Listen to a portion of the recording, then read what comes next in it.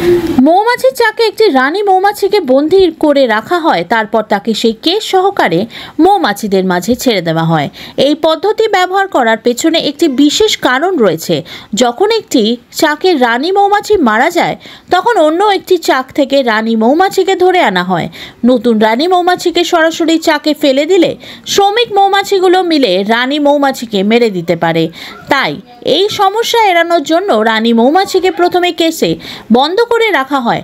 রানী মৌমাছিকে কেশে বন্ধ করে রাখার আর একটি মুখ্য কারণ হলো তাকে শ্রমিক মৌমাছিদের থেকে রক্ষা করা।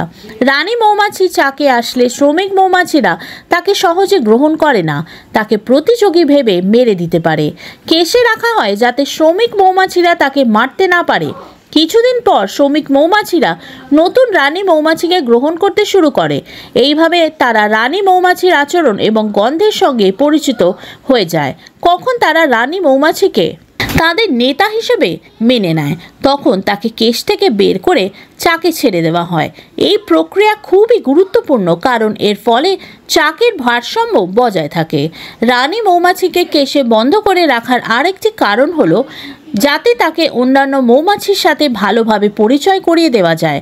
যখন রানী মৌমাছি কেশে থাকে, তখন শ্রমিক মৌমাছি তার গন্ধে তাকে চিনতে পারে। রানী মৌমাছি চাকের অন্যান্য মৌমাছিদের কাছে গ্রহণযোগ্য হয়ে ওঠে। এর ফলে মৌমাছির চাকে শৃঙ্খলা বজায় থাকে এবং মৌমাছিরা তাদের কাজ সফলভাবে করতে পারে। যখন কোনো রানী মৌমাছি মারা যায় বা শ্রমিক মৌমাছিরা তাকে মেরে দেয়, তখন চাকের কাঠামো পুরোপুরি ভেঙে যায়। ফলে নতুন মৌমাছি আর জন্মাবে না, আর চাকটি সম্পূর্ণ ধ্বংস হয়ে যাবে।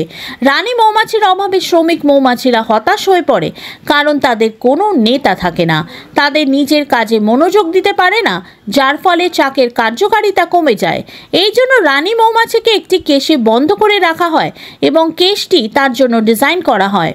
রানী যখন তার নির্দিষ্ট জায়গা থেকে, তখন চাকের ভারসাম্য বজায় থাকে। শ্রমিক মৌমাছিরা তাদের দায়িত্ব ভালো করে পালন করে, এতে চাকের উৎপাদনশীলতা বৃদ্ধি পায়।